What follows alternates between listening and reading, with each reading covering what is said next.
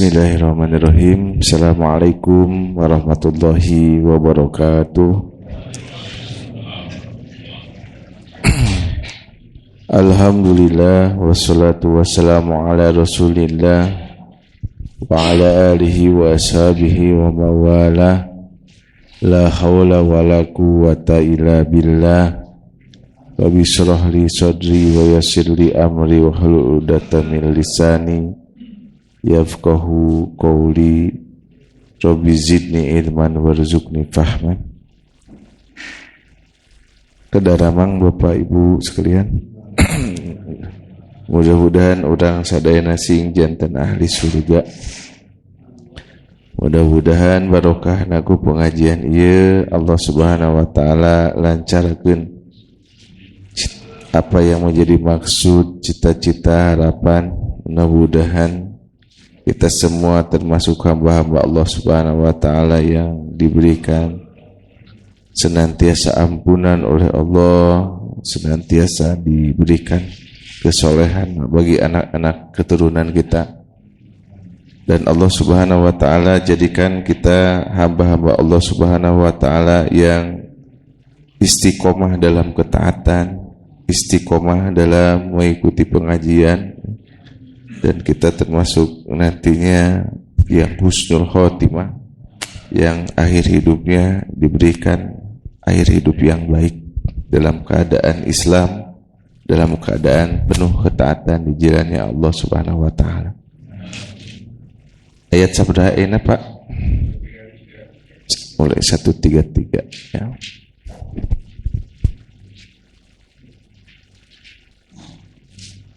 Insyaallah kita akan membahas 133, 134, 135. Kurang ngausula. A'udzu billahi minasy syaithanir rajim.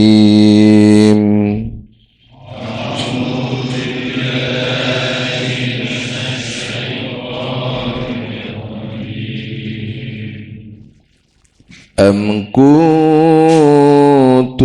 syuhada'a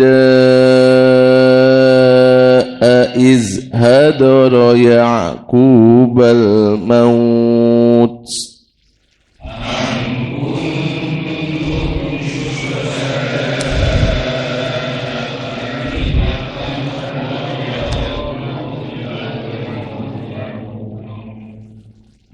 Hadara Ya'qubal mautu iz qala li banihi ma ta'buduna min ba'di.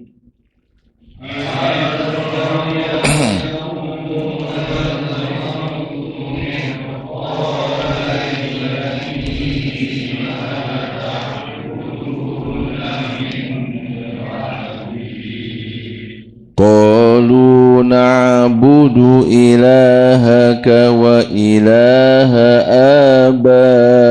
abaika Ibrahim wa Ismail wa Ishaq.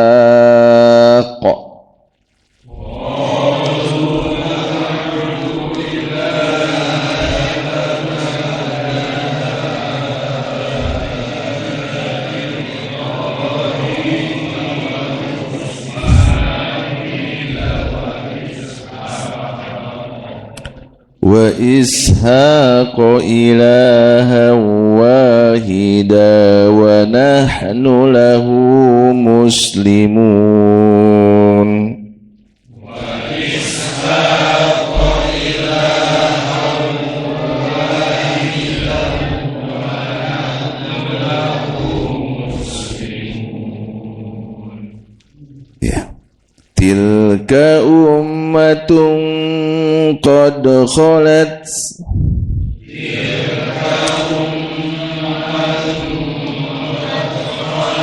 laha ma kasabat wa lakum ma kasabtum.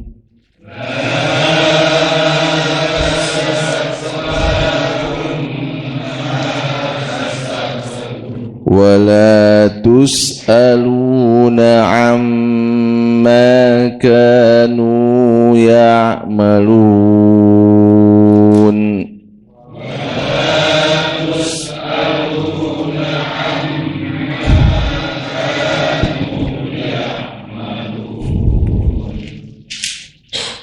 Alladzina atainahumul kitaba ya'rifunahu kalangkung wa qalu kunu hudan aw nasara tahtadu.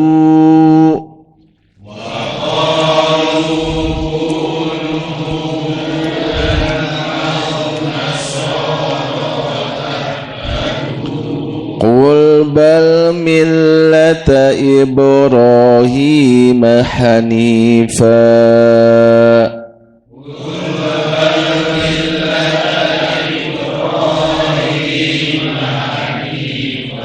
wa ma kana minal musyrikin.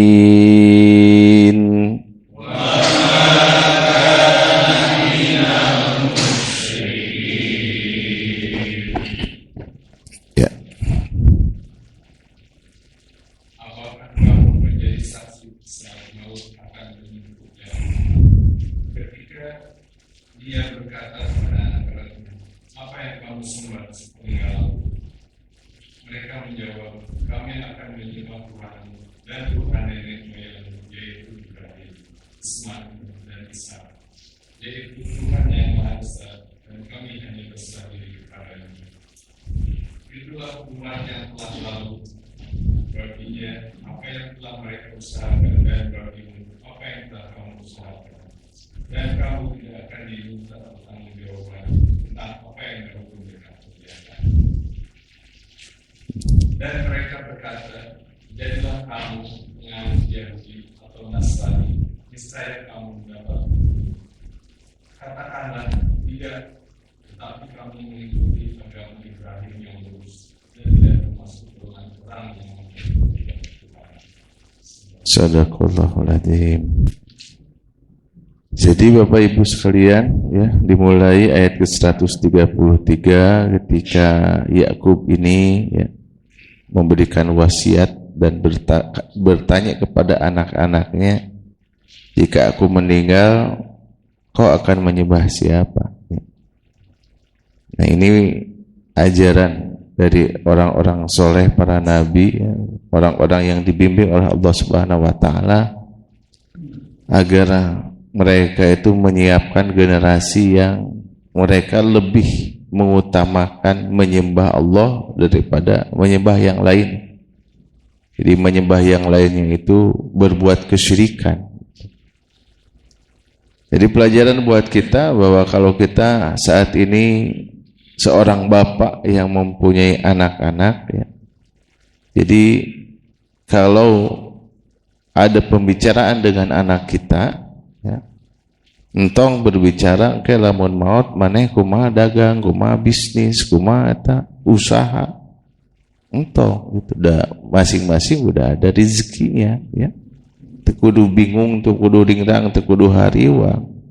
Yang harus dikhawatirkan mah tentang keimanan gitu. Jangan sampai anak-anak kita teh sepeninggal kita jadi Yahudi, na'udzubillah, jadi Nasrani, ya, jadi musyrik gitu. Makanya harus ditanamkan, ya, dari sekarang bahwa tauhid itu nomor satu Pak dalam kehidupan, termasuk kita, ya, dalam menjalani kehidupan tuh jangan sampai gara-gara urusan pekerjaan, dagang, bisnis jadi melalaikan ibadah. Leres tuh Pak.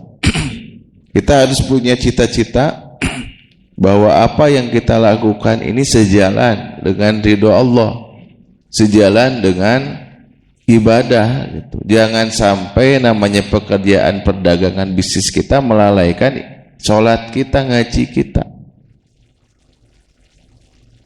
Kan rata-rata, ya, di kita mah sok cing benar senang dagang, bisnis, gawe tong poho ngaji, tong poho sholat.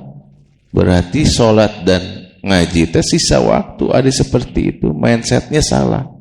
Yang benar mah mindsetnya itu adalah kamu teh cing bener ngaji, cing bener sholat, tong poho gawe, kudu nama gitu, tong poho dagang. Jadi sholat telah benar gitu. Jadi ngaji dulu benar ya. Sebagaimana firman-Nya di dalam surat Al-Qasas ayat 77, wabtagu fima ataqallahu darul akhirah wala tansa nasibaka minad dunya ya. Kejarlah yang menjadi bagian ya. Untuk akhirat jangan lupakan dunia. Justru dunia itu sisa gitu. Kejar dulu akhirat karena dunia mah sudah ditetapkan oleh Allah. Leres ya. Jadi jangan kau risaukan kata para ulama. Sesuatu yang sudah dijamin oleh Allah apa? Keduniawian ya, bab rezeki. Tapi risaukanlah sesuatu yang belum ditentukan dijamin oleh Allah apa? Nasib kamu di akhirat gitu. Jadi ayeuna jalmi misalkan teh gaduh padamelan nganggur, upami aya keneh jatah yuswana pasti tuang da, aya we rezekina teh. Leres teu? Aya we jalanna teh gitu. Walaupun nganggur. Punya keluarga, balake cerakan we aya gitu. Salang kulawargina teh tuang teras. Nah, harus ditanamkan sebagaimana apa yang diajarkan oleh Yakub ya kepada kita semuanya ketika Yakub itu ya merasa bahwa kematiannya itu tidak lama lagi, bertanya ya, dikumpulkan anak-anaknya, nanti lamun misalkan bapak maot maneh rek nyembah saha gitu.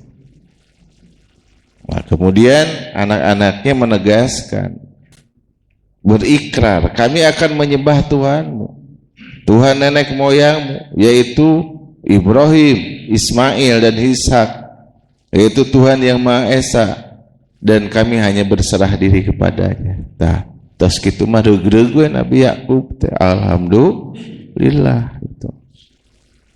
Artinya kalau disambungkan dengan ayat 134-nya, di sini dikatakan dulu umat yang telah lalu baginya apa yang telah mereka usahakan, dan bagimu apa yang telah kamu usahakan, dan kamu tidak diminta pertanggungjawaban tentang apa yang mereka kerjakan. Ini juga bermakna tentang kepedean orang Yahudi dan orang Nasrani ya, terutama orang Yahudi merasa dia itu keturunan Nabi.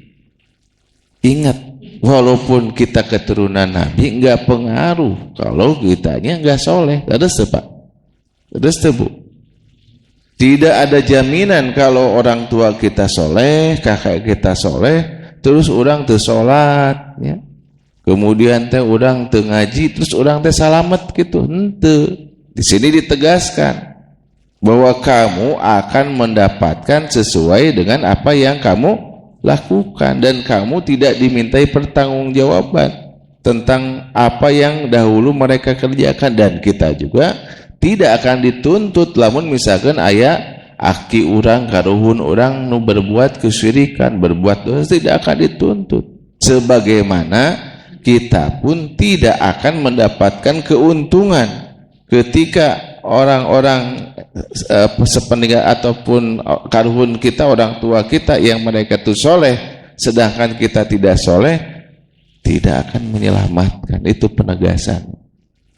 Jadi ini ya, membantah kepedean orang Yahudi ya dan orang Nasrani yang merasa mereka itu akan selamat gara-gara turunan Nabi. Ingat, Abu Jahal, Abu Lahab itu turunan Nabi teteh.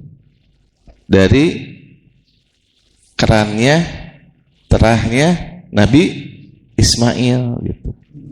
Leres teu? Tapi karena doraka nya teu tiasa. Abu Lahab sama Abu Jahal, Abu Thalib sama keturunan Nabi.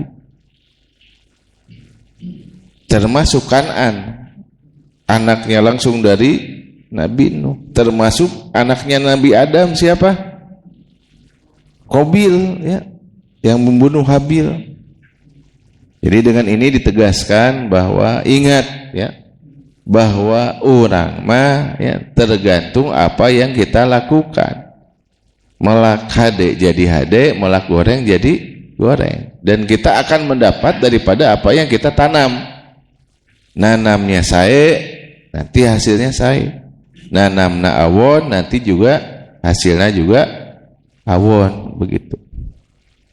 Ini lebih lanjut lagi ya, makanya Nabi Yakub ini terus-terusan ya, mengingatkan anak-anaknya, ingat anak, terjaminan walaupun bapak seorang nabi ya, secara tidak langsung Nabi Yakub mengatakan kepada anak-anaknya, ari kamu bontongor gitu, ari kamu teu soleh, teu taat ke Allah, anggar gitu. Moal gara-gara bapak teh nabi terus kamu teu lantas selamat gitu. Bisa dipahami Pak? Bu? Saya. Jadi urang mah mawa diri urang sorangan. Jangan berbangga kita teh punya keturunan atau kita jadi keturunan dari nabi, dari rasul. Kalau kitanya tidak mau mentaati Allah, taat rasul, nah mau lebat surga. Sebagaimana sabda Rasulullah SAW, kulu umatin dakhalal jannah ya. Kulu umatin yadkhulunal jannah. Umatku semuanya masuk surga, kata Rasul. Kemudian dikatakan lagi ilaman aba, kecuali yang menolak. Kageteun sahabat, kila wa ma ya'ba ya Rasulullah, saja almin umatmu nu nolak teh bodoh pisan. Kemudian Rasulullah SAW berkata, wa man ata'ani dakhala jannah, wa man asani faqad aba. Siapa yang mau nurut kepadaku, kata Rasul, mengikuti langkahku, caraku ya, ibadahku, mengikuti kebiasaanku, mengikuti apa yang menjadi tujuanku ya. Cara-cara beribadah, cara-cara bermasyarakat, berorganisasi ataupun bekerja, maka dia akan masuk surga. Dan sebaliknya, waman asoni, dan siapa yang mengingkariku faqad aba. Siapa yang mengingkari itu? Yang mengambil sembahan-sembahan selain Allah atau berbuat kemusyrikan, atau orang-orang yang mengikuti namanya gaya orang-orang liberal. Misalkan orang-orang liberal teh kan mengatakan semua agama teh sama gitu. Cok cenah rek Yahudi, rek Nasrani, rek Majusi, Sobiin, pokoknya mah asal orang beragama tujuan mah sama Allah. Tak itu orang liberal, hati-hati. Aya nu kitu ayeuna banyak seueur ya. Orang mengatakan agama teh sama, hati-hati Bu, Pak ya. Jaga anak keturunan kita, wasiatkan kepada mereka agama yang diridhoi ku Allah teh hiji, yakni Islam. Selain Islam mah tertolak, lebar nanti capek gawe teka pake gitu. Jangan sampai orang teh berbangga gitu, wah saya mah agamana agama Baduy misalkan, Sunda Wiwitan. Agamana saya mah Hindu, udah pokoknya mah naon wae ge cenah, pokoknya mah asal bertuhan. Hati-hati, nggak akan diterima. Maka kalimatnya di hadis Rasulullah, waman asoni faqad aba. Siapa yang nggak mau mengikutiku, maka dia tertolak. Begitu. Mudah-mudahan kita termasuk orang-orang yang diselamatkan oleh Allah Subhanahu wa taala ya. Kemudian nyambung lagi ke ayat ke-135-nya. Wa qalu kunu hudan aw nasara tahtadu ya. Mereka orang Yahudi dan orang Nasrani itu berkata, kamu itu akan mendapatkan petunjuk ya. Maka dibantah di sini, kul bal millata Ibrahim hanifa, katakanlah hanya agama Ibrahim yang lurus ya, yang benar.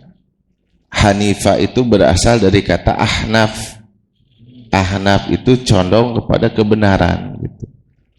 Jadi Ibrahim itu nggak pernah syirik, nggak pernah musyrik sedikit pun. Ya, wa makana minal musyrikin, dan dia tidak termasuk orang-orang yang berbuat kesyirikan. Jadi orang Yahudi dan orang Nasrani itu di ayat ini pede bahwa anu mendapatkan petunjuk mah orang Yahudi, orang Nasrani, nu lain mah sesat. Begitu juga orang Yahudi ke orang Nasrani mengatakan Nasrani mah sesat, Yahudi nu bener mah. Berarti paham eksklusivisme teh di zaman baheula geuning Pak. Jadi eksklusivisme teh merasa dirinya yang benar gitu, nu lain salah. Orang Nasrani juga sama mengatakan rek Islam, rek Yahudi salah, nu bener mah Kristus, Yesus ya. Cek orang Yahudi, tibaliknya Yesus Kristus. Itu teh musyriknya seperti itu teh. Karena apa? Karena mengatakan bahwa Isa itu anak Tuhan. Wah, hampir sana bumi ini pecah gara-gara Allah itu dikatakan punya anak. Ya. Auzubillahi. Makanya dibantah dengan surat apa? Al-Ikhlas, Pak. Sanas Al-Kafirun. Qul huwallahu ahad. Katakanlah Allah itu satu. Allahu somad. Allah itu tempat bergantung. Lam yalid wa lam yulad. Tidak beranak dan tidak diperanakan. Walam yakul lahu kufuwan ahad. Dan tidak ada satu pun yang serupa dengan Allah Subhanahu wa taala. Gitu. Mudah-mudahan menguatkan ketauhidan kita bahwa Allah itu tidak punya anak. Yahudi sama kesesatannya, Uzair itu anak Allah. Waduh, etanya Dajjal, iblis yang menyesatkan manusia, tekagok gitu kan. Hanifah itu ahnaf, condong kepada kebenaran. Insya Allah upami orang mempertahankan akidah ketauhidan ini, yakni mengesahkan Allah, meyakini Allah Khaliq, Allah Malik, Allah Razik, Allah yang menciptakan kita, Allah Malik, Allah yang menguasai kehidupan kita, Allah Razik, Allah yang mengurusi kehidupan kita, maka insya Allah hidup kita tidak akan mengpar, ya. Tidak akan belok gitu, tidak akan menyimpang dari jalan Allah. Tapi biasanya kan kita menyadari bahwa kesyirikan, sumber kesyirikan itu bukan hanya menyembah patung, menyembah kuburan, menyembah Mbah Jamrong, ya, menyembah pohon yang besar, bukan. Tapi ya bukan hanya eta gitu. Tapi ingat ketika kita nyembah jabatan gitu, ya, nyembah pada kekuasaan, menghalalkan segala cara, korupsi, ya. Geningannya nu korupsi teh lain anu sangsara, Pak, ya. Anu hartana teh udah MM-an, triliunan. Benar eta. Musuh manusia teh aya 3 gitu. Pertama syahwat, yang kedua syubhat, yang ketiga hubud dunya, ta eta nu banyak menggelincirkan. Wah, eta rata-rata berita ayeuna Bu, Pak, korupsi, Pak. Mantan-mantan menteri kamari barareunang lagi berlomba lari, ya, ayeuna teh menteri lari dari tanggung jawab gitu ya. Lomba lari dari tanggung jawab. Aduh, orang berlindung kepada Allah, ya. Mudah-mudahan orang teh dijauhkeun sareng nu kada ditu patut gitu. Kenapa? Rugi dunia, rugi akhirat. Nauzubillah. Jadi kalau misalkan harta orang udah benar kecampuran korupsi, wah, mualaras gitu. Mualaras karena apa? Karena kalau harta yang halal kecampuran dikit aja harta yang haram, ke bawah haram semuanya. Sebagaimana ketika kita masak sayur, ketetesan tam minyak babi, sadayana jadi haram. Ingat, Pak, hati-hati dengan korupsi, ya. Hati-hati dengan mencuri, ya. Atau kita mengambil yang bukan hak kita, nanti apa? yang ada, yang sebelum-sebelumnya yang kita yang cari itu dengan cara yang halal, ke bawah haram gitu, ke bawah nggak berkah. Da abi mah cenah ieu mah bumi teh hasil jadi artis selama 15 tahun. Korupsi, wah CF atos dijararahan sadayana nya. Begitu ya. Mudah-mudahan jadi pelajaran buat kitanya Pak. Insyaallah ya. Maka dengan momentum kemarin Rabiul Awal ya, 12 Rabiul Awal ya, 1447 Hijriah, apa yang bisa kita ambil, kita petik daripada hikmah kelahiran Nabi Muhammad SAW. Kita sambungkan sedikit ya Pak dengan materi muludan ya, kelahiran Nabi. Jadi ada namanya Abu Lahab. Abu Lahab teh paman Nabi. Dia itu gembira gitu dengan kelahiran Nabi. Eta dengan asbab kegembiraan ya. Abu Lahab teh unggal dinten Senin mendapatkan keringanan siksa. Eta teh kafir musyrik tetenya. Karena asbab kegembiraan dengan kelahiran Nabi dapat keringanan siksa. Namun orang bergembira dengan kelahiran Nabi Pak, beriman ya kepada Allah dan Rasulnya, insya Allah diselamatkan dunia akhirat ya. Dihindarkan dari azab dunia dan akhirat. Jadi saur ulama pelajaranna eta sekelas Abu Lahab gitu jelema doraka, karena beliau teh gembira sampai motong untanya. Gembira saya teh gaduh alo cenah lain teh baheula ya. Sebelum Nabi itu diangkat ya, di usia 40 tahun, wah Abu Lahab teh resep pisan ka Nabi teh. Ta dengan asbab kelahiran resepnya Abu Lahab dengan kelahiran Nabi teh dapat keringanan siksa, itu lumayan gitu. Lumayan. Nah, orang anu senantiasa bergembira dengan kelahiran Rasul, insya Allah dibebaskan dari azabnya Allah Subhanahu wa ta'ala itu. Insya Allah dia akan dimudahkan untuk mendapatkan syafaat Rasulullah sallallahu alaihi wasallam, dan dia akan dimudahkan untuk mendapatkan surganya Allah Subhanahu wa ta'ala. Ku bergembira. Bahkan ada keterangan yang kalau ada sholawatnya satu aja diterima oleh Allah, sholawat kita kepada Rasulullah, maka dia diharamkan masuk nerakanya Allah Subhanahu wa ta'ala. Sok atuh urang tanya benarian amal-amal terbaik, karena udah nggak pernah tahu dari amal yang mana ya Pak Bu yang akan menyelamatkan kita dunia dan akhirat. Atuh ku gembira. Nah, kumaha tuh Pak bergembira dengan kelahiran Nabi teh maknanya ada di dalam surah Yunus ayatnya ayat 58. Nanti bisa dibuka. Kul bi fadlillahi wa bi rahmatihi fabidzalika falyafrahu huwa khairum mimma yajmaun. Ta Allah katakanlah dengan fadilah, dengan rahmat Allah, hendaklah kamu bergembira. Apa yang dimaksud dengan ayat ini? Kelahiran Nabi Pak. Jadi kelahiran Nabi teh gini Pak, penjelasannya moal aya Quran lamun teu aya Nabi Muhammad leres teu. Moal aya namanya Lailatul Qadar mun teu aya Nabi Muhammad gitu. Moal aya namina masjid Pak, masjid ieu lamun teu aya Nabi Muhammad.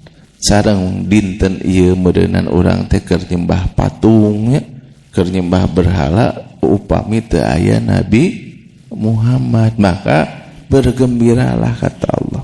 Qul bi fadlillahi wa bi rahmatihi fabidzalika falyafrahu wa khairum mimma yajmaun. Itu lebih baik daripada apa yang kamu kumpulkan. Nah, para ulama menjelaskan bagaimana memaknai kegembiraan kita dengan kelahiran Nabi dan Rasul Nabi Muhammad SAW adalah yang pertama dengan memperbanyak sholawat. Memperbanyak sholawat, minimal sallallahu alaihi Muhammad, sholawat Jibril. da Nabi Muhammad teu peryogeun sholawat urang, da Allah oge jeung malaikat teh sholawatnya. Innallaha wa malaikatahu yusholluna teh fi'il madi teh Pak. Jadi hari kemarin, hari ini dan hari esok teh terus bersolawat kepada Nabi. Urang sate acan bersolawat kepada Kanjeng Rasul, Allahu la nu bersolawat. Urang teu perjogeun kan ayanya orang liberal tuh. Sunah Nabi Muhammad mah acan salamet, buktina didoakeun ku urang. Nabi Muhammad mah teu perjogeun. Sholawat urang ngan urang peryogi syafaat dari Kanjeng Nabi Muhammad gitu. Urang teh peryogi dipikanya aku Kanjeng Nabi Muhammad sallallahu alaihi wasallam. Begitu. Seperti ada keterangan kalau kita bersolawat kepada Allah, kepada Rasul 1 kali, Allah bersolawat kepada kita 10 kali. Kalau kita bersolawat kepada Kanjeng Rasul 10 kali, Allah bersolawat berapa kali kepada kita? 100 kali. Kalau kita bersolawat 100 kali, Allah bersolawat berapa kali buat kita? 1000. Lamun urang solawatna 1000, kumaha? Mut keterangan para ulama, urang teh dibebaskeun dari seuneu neraka. Itu jangankan seuneu neraka, selalu keterangan ulama, urang nya waktu dikubur teh bumi teh diharapkan untuk memakan jasad urang. Tapi sholawatna gadah 1000 dinten siapa? Ya, sok atuh bismillah lah. Mudah-mudahan anu sholawat tiasa 1000 sadinten teh menurut keterangan teh dia tidak akan mati kecuali dia akan ditampakkan surga terlebih dahulu. Artinya wafatnya husnul khotimah. Da anu suul khotimah mah kan ditampakkan neraka teh pas maut teh gitu. Jadi ripuh gitu. Erek kaluar ti nyawa tinu badana sieun gitu. Ari teu kaluar nyeri dah gitu serba salah jelema doraka mah gitu. Sehingga digebugan ku malaikat tadi keterangan Quran seperti itu ada. Tah mudah-mudahan urang ku barokahna sholawatnya karena kita untuk ingin menyatakan kegembiraan kepada Kanjeng Rasul, urang teh disalamatkeun ku Allah melalui syafaatnya Kanjeng Rasulullah sallallahu alaihi wasallam. Kumaha Pak Ustaz sholawatna? Abdi mah nu pangpondokna we Bu. Sholawat Jibril. Kumaha sholawat Jibril teh? Sallallahu ala Muhammad, sallallahu ala Muhammad, sallallahu ala Muhammad. Sok gerak. Nah, tasbih digital boleh gitu. Targetkan minimal 1000 tiasa insyaallah. Ku sekali duduk ke paling 15 menit beres. Asal kita ada keinginan. Ganjaranna atuh pada fadilahna keberkahannya itu banyak, Pak. Di dalam keterangan sholawat itu menenangkan hati, ya, menyembuhkan penyakit, melancarkan urusan, ya. Orang mun dapat rezeki teh dimudahkeun rezeki. Mun bapa rarese rezeki teh sholawat perbanyak. Nanti teh aya we nu transfer ujug-ujug 200 juta. Amin ya. Tong pameng ya, orang ngalamun mah tong pameng. Tong pameng. Tong pameng. 1 juta ngalamun, 200 juta ngalamun, mending 200 juta. Mudah-mudahan aya malaikat ngalangkung ya. Ngaminkeun ka hoyong urang. Gitu. Ya, saya termasuk yang mengamalkan banyak sholawat, insyaallah minimal 1000 ya. Minimal 1000 saya kejar gitu karena fadilahnya yang sangat banyak gitu. Setelah saya baca keterangan yang sahih, waduh itu pahalana teh besar sekali, Pak. Pahala kita bersolawat gitu. Dan satu-satunya amalan ya, walaupun riya ya, tapi diterima apa? Sholawat. Walaupun orang terkonsentrasi terhusu dalam bersolawat, tetap dapat pahalanya gitu. Ku agung-agungnya Nabi Muhammad di hadapan Allah Subhanahu wa taala pasti diterima gitu. pasti diterima. Bisi gitu orang teh ria gitu, salat ria, sedekah ria, naon deui cakura tak tu sholawat berbanyak bisi gitu. Teu kaangkan sholawat mah satu-satunya ibadah yang pasti kacanak nanti ke akhirat. Mau Pak? Sok cing perbanyak sholawat gitu. Kemudian makna untuk bergembira ya dengan kelahiran Nabi itu dengan mengamalkan sunnah Rasulullah SAW. Apa sunnah Rasulullah SAW? 24 jam Pak. Setidaknya saya kumpulkan itu ya sunnah harian Rasulullah ada 10 itu. Pertama, setiap hari sebelum tidur sampai tidur kembali ya, ayat 10 teh apa aja? Pertama, Rasul mah mengawalkan waktu tidur. Jadi tidur nanti tara jam 11 tara jam 12 Rasul mah tabu salapan Pak. Panginten paling ieuna setengah 10 mun ayeuna mah kitu. Siap Pak? Tidur di awal waktu. Ternyata hikmahna teh apa salah satunya orang teu sesah gugah wengi gitu. Aya nu curhat ka abdi, Pak Ustad abdi teh tahajud teh rese wae abdi teh. Gugah teh kasiangan we pas subuh atau nepi jam 8:30 cenah. Cik ku abdi teh di parios ari bobona ibu jam sabaraha? Jam 1 cenah nyapu gue dah. Hese jam 1 mah. Mun urang gugah jam 8 minimal lilir sok jam 3 insyaallah. Siap dikerjakan. Kemudian yang kedua ya sunnah Rasulullah mah sebelum tidur teh punya wudu. Apalagi paket komplitnya apa? Salat hajat dulu, salat tobat dulu, baca al-mulk dulu ya. Baca ayat kursi dulu, baca 2 ayat terakhir Al-Baqarah dulu, baca kulhu dulu 3 kali ya. Baca apa? Sholawat dulu Ibrahimiyah. Baca apa dulu? Ampunan bagi kaum muslimin. Wah, mau cekil pahala udah.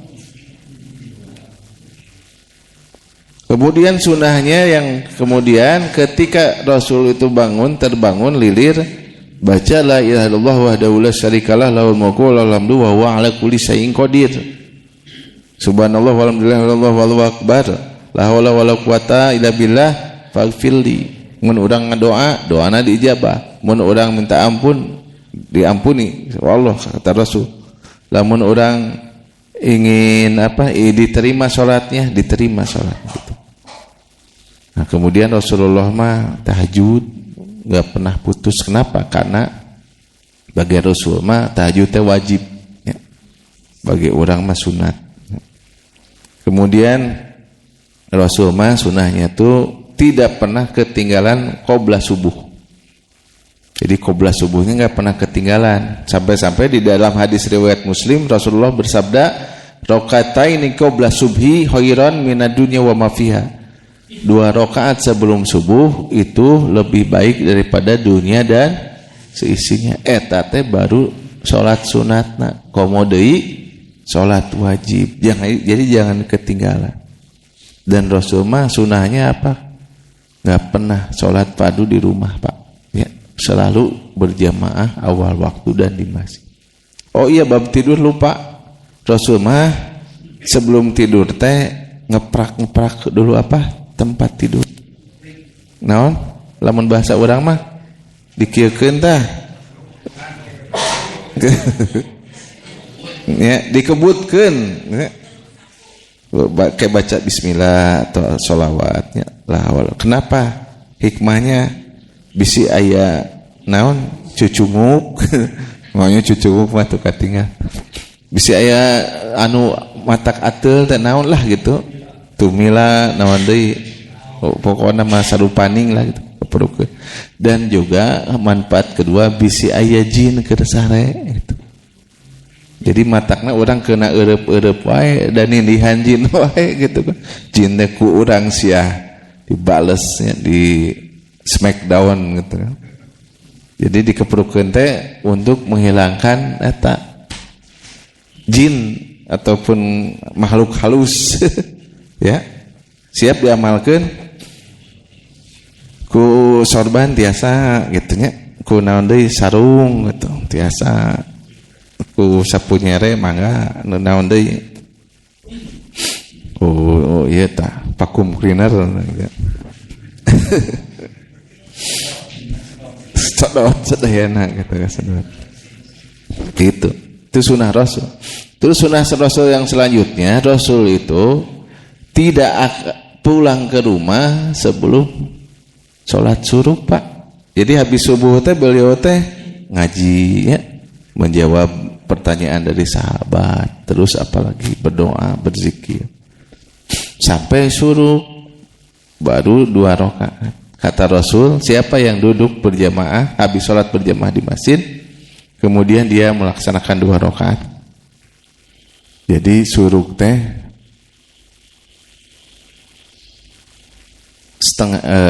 sajam setengah dari adzan subuh. Jadi kalau adzan subuhnya 4:30, waktu suruhnya berarti jam 6 gitu, hitungannya gitu.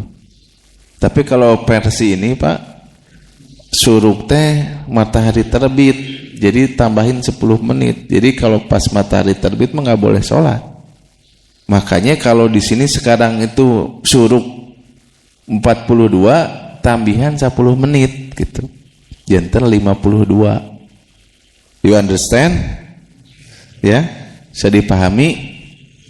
Dinten kamari abi teh salat suruh teh tabuh 5 langkung 52.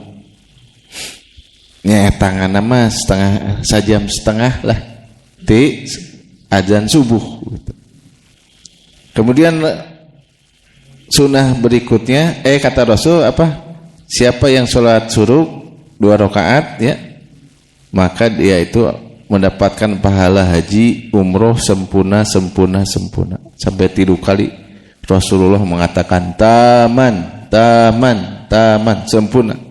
Orang tacan haji, tacan umroh, tos kenging pahala haji dan umroh lewat sholat suruh insyaallah. Kemudian sunnah selanjutnya, Rasulullah tidak pernah meninggalkan sholat duha ya, duha jadi sholat duha, apalagi sholat tadi qabla subuh ya, walaupun di perjalanan Rasulullah itu tidak pernah meninggalkan sholat qabla subuh.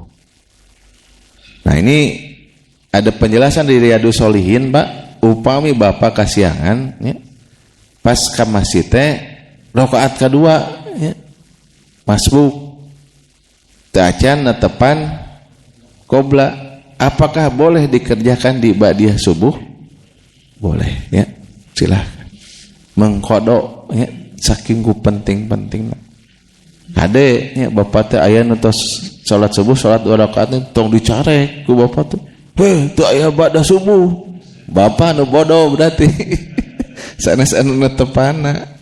Tidak ada keterangan apa ya di Riyadhus Shalihin. Rasul mengatakan bahwa ketika kita enggak keburu sholat qobla gara-gara kesiangan ya, boleh dikerjakannya selepas sholat subuh. Ingat, itu bukan ngerjakan ba'da subuh, udah teu aya ba'da subuh mah haram gitu.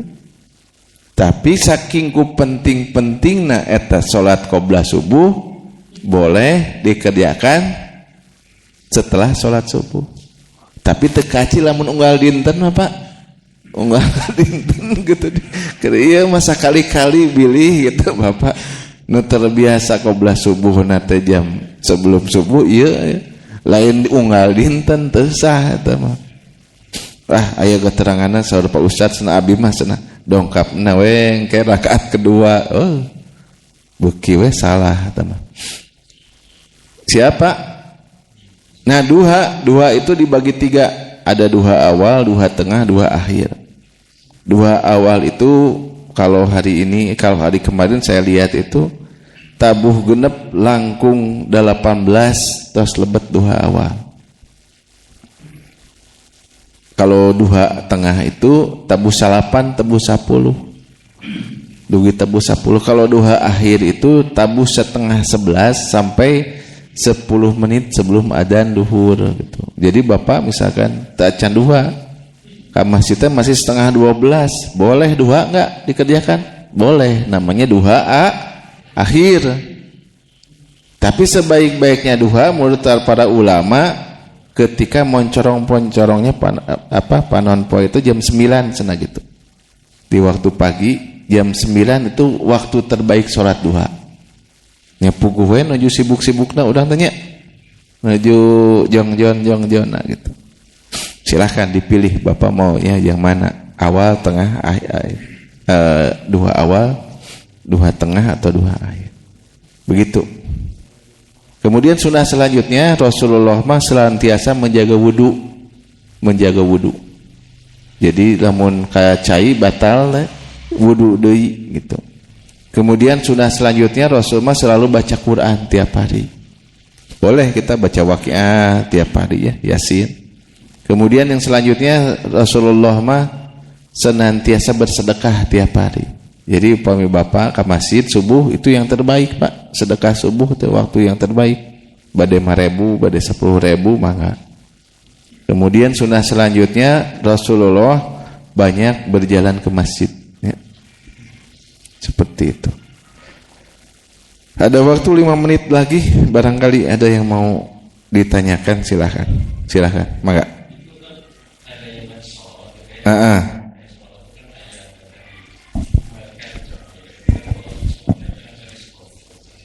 Salat Jibril, salawat Jibril maksudnya.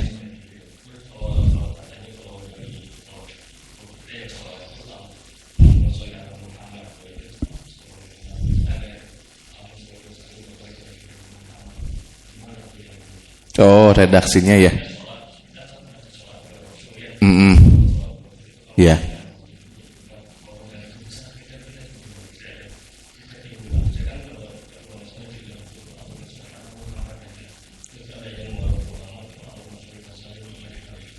Ya. Iya. Yang betulnya seperti apa ya? Boleh ditampung dulu. Boleh, Bapak.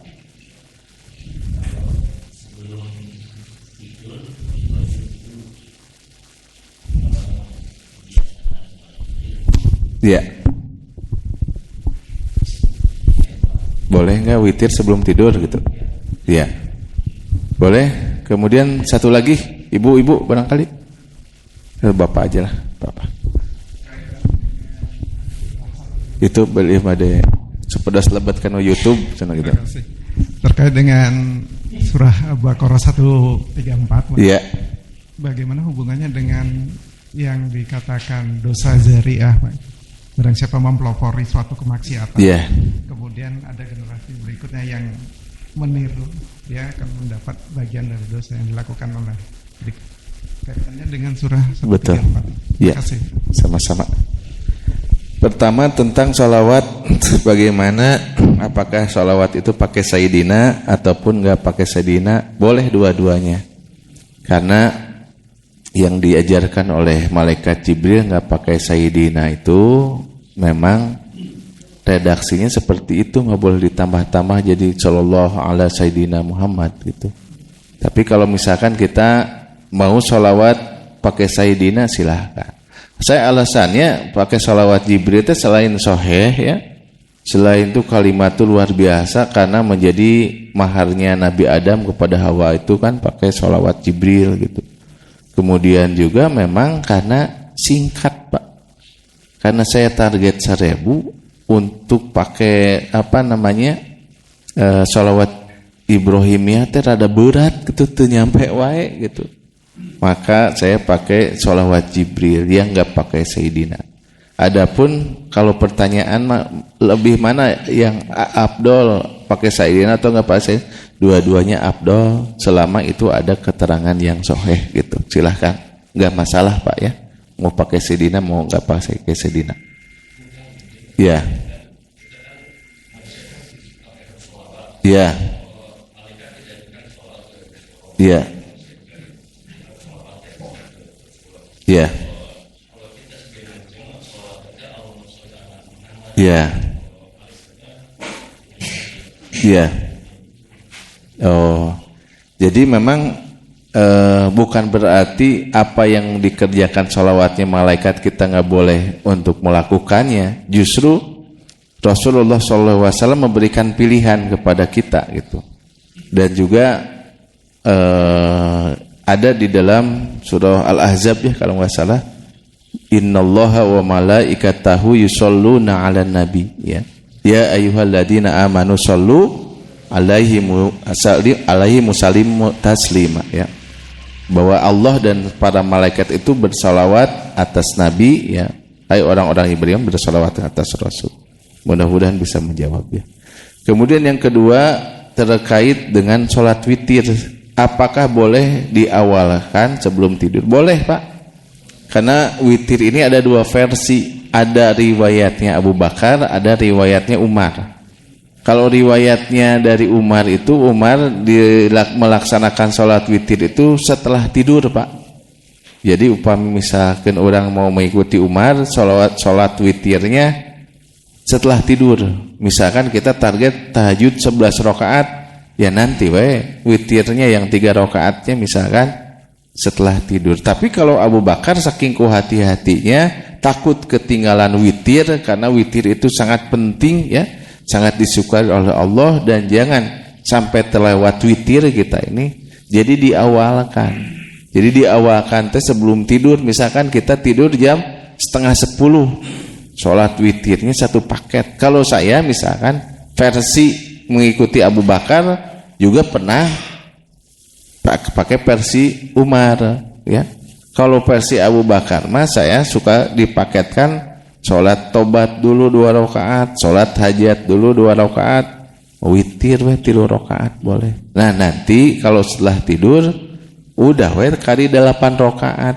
Kalau targetnya kita 11 rakaat, karena witirnya sudah diawalkan sebelum tidur begitu. Kemudian terkait dengan dosa jariyah ya. Jadi dosa jariyah itu adalah dosa yang terus ya akan kita dapatkan kalau kita berbuat sesuatu yang membuat orang itu berbuat maksiat. Misalkan kita buka tempat karaoke, mohon maaf, ataupun tempat maksiat yang lainnya ya, yang di dalamnya ada mabok, misalkan di dalamnya ada pelacuran, yang di dalamnya ada namanya judi dan lain sebagainya. Kita akan kena sahamnya. Nauzubillah. Termasuk sesederhana gini Pak, dosa jariyah teh aya nu naroskeun. Punten Pak, Bapak nuju di alun-alun ai saritem paling mana? Saur Bapak tuh cenah lurus aya Gadul Jati, belok ke kanan ke aya pelang pesantren At-Taubah. Lebet we kadinya sok aya.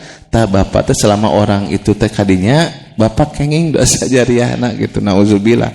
Terus si orang ini teh ngajak teman-temannya eta teh dapat gitu dosa jariyah. Nauzubillahi min dzalik. Jadi amal jariyah itu sesederhana ketika ada orang yang dia itu musafir datang ke komplek Bapak naroskeun, ari masjid mana? Tah eta tah Masjid At-Taqwa tuh, lurus belok kiri atas kamar. Tah eta selama orang itu ke Masjid At-Taqwa, ke masjid sini Bapak dapat amal jariyah. Itu perbedaannya. Adapun terkait tadi ayat 134 bahwa seseorang itu tidak akan memikul dosa daripada orang lain ya, yaitu tidak terkait dengan dosa jariyah ya. Beda dengan konteks dosa jariyah. Kalau tidak ada hubungannya dengan dosa jariyah, itu tidak akan menanggung daripada dosa yang lain. Begitu Pak ya. Konteksnya berbeda ya. Konteksnya berbeda. Gimana Pak?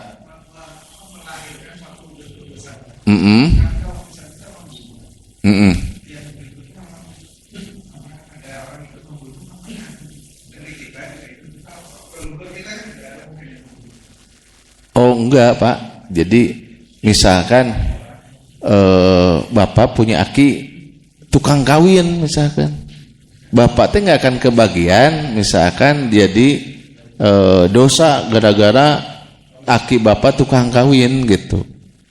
Tapi tukang kawinna bener mah nggak apa-apa gitu. Bisi mah tukang kawin tapi teu sah kawinna gitu kan. Aya istilah maneh mah cenah boga kita tukang kawin, tapi benar kawin kita teh tidak akan menanggung dosa aki kita yang dia itu melakukan dosa seperti gitu Pak, maksudnya Pak nggak ada dosa turunan. Cekap apa intinya?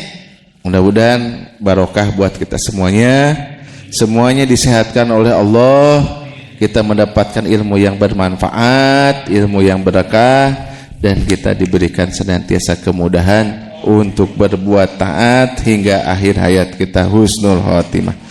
Kita akhiri dengan doa khatmul Quran. Allahumma arhamna bil waj'alhu lana imaman wa nuran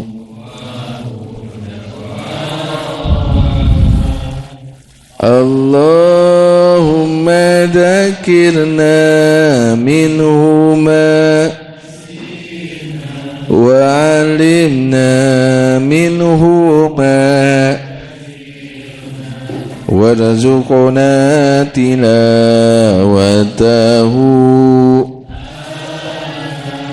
al-laili wa atrafan nahar waj'alhu lana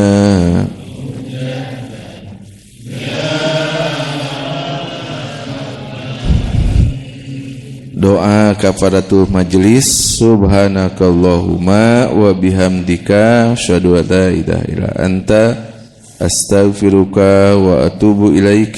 Wassalamualaikum warahmatullahi wabarakatuh.